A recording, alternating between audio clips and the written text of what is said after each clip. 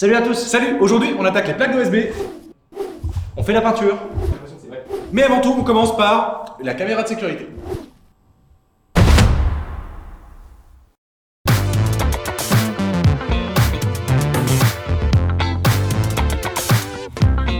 Donc, c'était les Prime Days Amazon et on a eu cette caméra pour 20 €. Merci Amazon, merci Xiaomi. Elle est à 360 degrés et ça va faire les affaires de notre petit atelier. Donc comme ici, avant c'était un très grand entrepôt, qu'il y avait beaucoup de monde et que c'était une très grosse entreprise, ils avaient leur propre système de sécurité avec ces vieilles caméras là. Je sais pas si elles sont très bien, si elles ont une belle image, en tout cas on l'a gardée parce qu'elle était placée juste ici. On va se faire ensemble un petit projet je pense avec cette caméra, en tout cas on pense qu'on va replacer la nouvelle caméra au même endroit. Et en plus ici c'est un endroit qui est relativement idéal puisque ça nous permettra de voir tout l'atelier à 360 degrés et toutes les ouvertures. Ouais, c'est bien. Bonjour Artus. Donc là, on est en train de faire un support pour la caméra puisqu'elle n'a pas de vis Kodak. Donc la vis Kodak, c'est un peu la vis universelle sur laquelle on met toutes les caméras. Donc on est en train de créer quelque chose. Évidemment, on aurait pu l'imprimer en 3D, mais elles ne sont pas encore installées. Donc ici du coup, il y a le trou pour mettre la vis Kodak et juste de l'autre côté, le support Xiaomi officiel qu'on va pouvoir directement clipser comme ça, clac. Et ça nous permettra d'avoir le support made in LF Poulain, on va dire. Avec notre superbe échelle télescopique, merci Amazon encore une fois, je pars visser la caméra au plafond.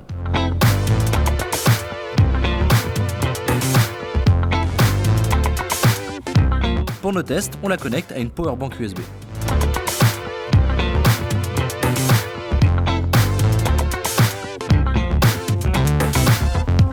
Coucou. Après évidemment, tous les petits angles, il faudra les faire au pinceau pour que ce soit propre. Là, on dégrossit avec le rouleau.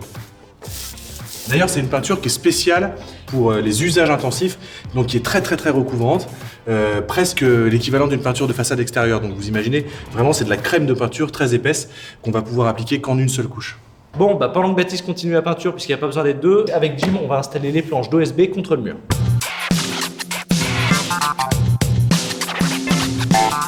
Donc, c'est des dalles d'OSB, donc des plaques d'agencement, c'est-à-dire qu'elles ont une rainure ici et une autre rainure là. Donc on commence à la première étape, c'est-à-dire placer la plaque contre le mur. On va utiliser un tasseau qu'on met contre le bord pour enlever la jointure entre les deux plaques. Et maintenant, on prend la perceuse et on pré-perce la planche et ça va nous permettre de repérer des trous qu'on va devoir faire au perforateur dans le béton. Il n'y a plus qu'à retirer la plaque pour mettre un coup de perforateur dans le béton.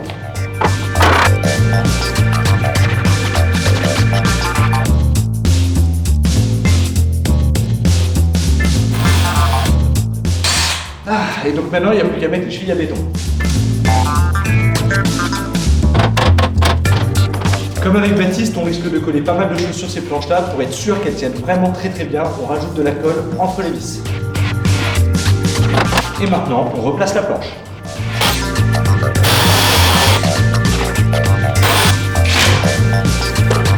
Il n'y a plus qu'à répéter l'opération pour les 13 plaques qui composent le mur. Ok, donc là on a un tracé de planche qui va être gêné par des éléments qui sont, comme vous pouvez le voir, juste en plein milieu. Donc Jim s'est occupé de faire des cotes et de dessiner sur la planche le schéma qui va me permettre de faire des découpes correctes. Le problème c'est que j'ai beau faire des découpes correctes, Jim n'a pas vérifié les cotes. Donc si c'est foiré, ça sera pas de ma faute, ça sera de la faute de Jim derrière cette caméra. Et d'ailleurs si ces cotes elles sont foirées, envoyez-lui plein de messages de gentillesse et d'amour parce qu'il va être très malheureux. Et s'il les réussit, envoyez-lui plein de messages de gentillesse et d'amour parce qu'il les mérite quand même. Allez, c'est parti.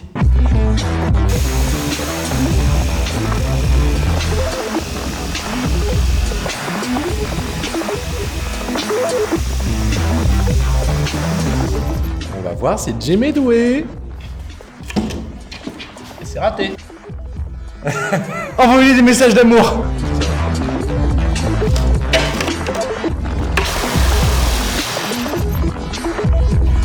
En conclusion, franchement, les codes de Jim étaient plutôt bien. Il y a juste eu un petit problème à cause de l'inclinaison dans laquelle on devait rentrer le bois, mais franchement, GG Jim.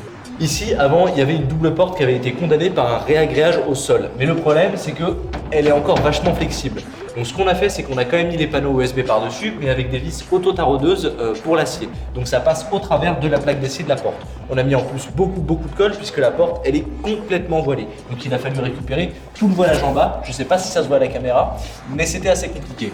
Évidemment ici, on a la jonction des deux portes. Donc ce qu'on va faire, c'est qu'on va blinder de colle de ouf et on va mettre une deuxième planche d'OSB par-dessus celle-là.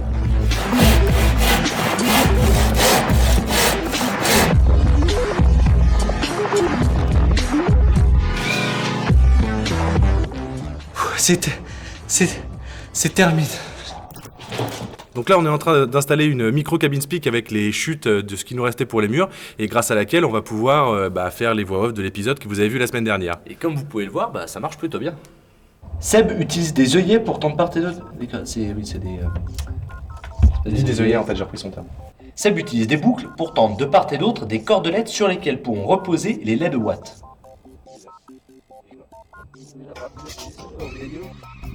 Je sais pas si vous l'entendez, mais Baptiste est en train de regarder l'épisode puisqu'il s'est occupé du grading, donc c'est-à-dire de mettre en couleur l'image. Pendant ce temps, moi je vais poser le parquet et Jim est en train de tenir la caméra. La prochaine fois, ça sera l'inverse. Baptiste fera quelque chose et je m'occuperai du son. En attendant, on a pris un petit chêne grisé parce qu'on aime bien, parce que c'est joli, parce que c'est smart, parce que c'est Startup Nation. Différentes façons de porter les plaques de parquet. La façon transpalette. La méthode tribu africaine. Hop là. La méthode maçon, sac de béton. Et enfin, ma préférée, la méthode pas logique.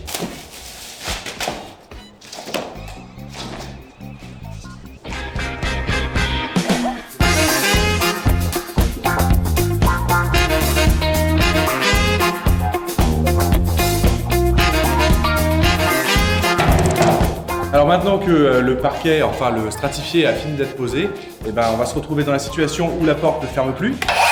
Donc il va falloir la découper de quelques millimètres pour pouvoir la fermer correctement.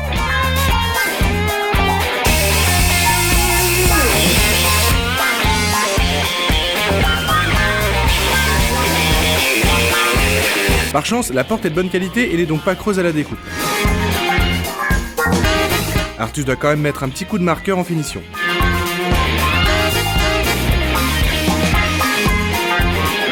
Ensuite, il suffit simplement de la réinstaller.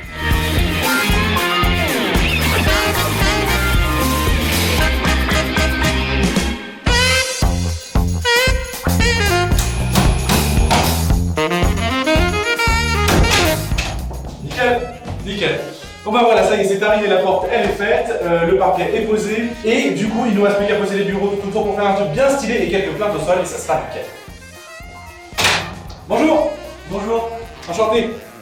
C'est là. Oui, on a une entreprise de BTP, alors du coup, on est en construction, forcément on est dans le BTP. Bien sûr. Ah, excusez-moi, désolé, sinon, je viens de mettre la clé sous la porte, je suis en liquidation judiciaire et en procès parce que j'ai mis 6 mois à faire un chantier. Ce n'est que le 20e depuis 18 mois.